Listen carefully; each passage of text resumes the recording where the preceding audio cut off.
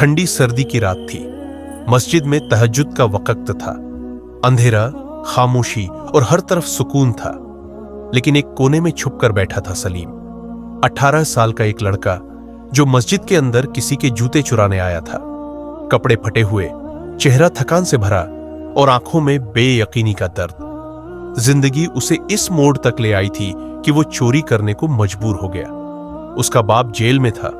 मां की आंखों के सामने भूख से उसकी छोटी बहन ने दम तोड़ दिया था। सलीम ने कभी स्कूल का मुंह नहीं देखा।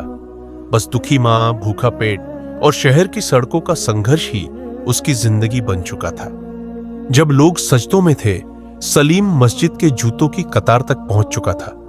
उसने एक महंगा जूता हाथ में उठाया, लेकिन मस्जिद का नूर उसकी आंखों में चुभन बन गया। उसका दिल कह रहा था, मैं यहां चोरी करने आया हूं, जहां लोग अल्लाह से माफी मांग रहे हैं। क्या मेरा दिल इतना मर चुका है? उसने जूता वापस रख दिया, लेकिन पैरों को रोककर मस्जिद के एक कोने में जा बैठा। उसने पहली बार सजदा किया। आंसू टपकने लगे। दिल से पुकार निकली, या अल्लाह, अगर तू चाहे तो मेरी जिंदगी भी बदल सकती है। मुझे इस जिल्लत भरी जिंदगी से निकाल ले, मैं थक गया हूं।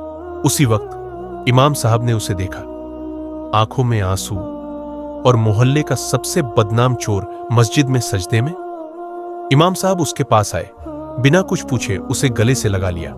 सिर्फ इतना कहा, जिस रात इंसान अल्लाह के सामने टूट कर गिरता है, वो रात उसकी जिंदगी की सबसे खूबसूरत रात होती है।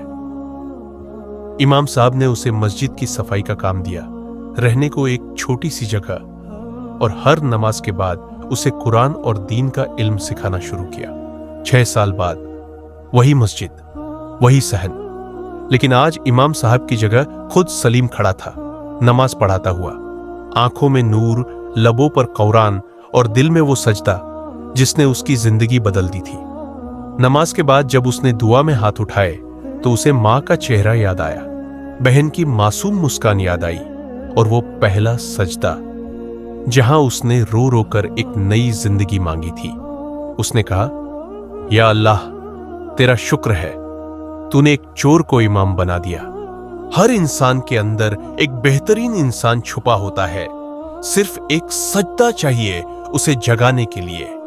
अगर तुम अल्लाह की तरफ एक कदम बढ़ाओगे तो अल्लाह तुम्हारी तरफ दौड़ कर आएगा। कभी भी अपने रब की रहमत से मायूस मत हो, वो अंधेरों में भी रोशनी बना देता है।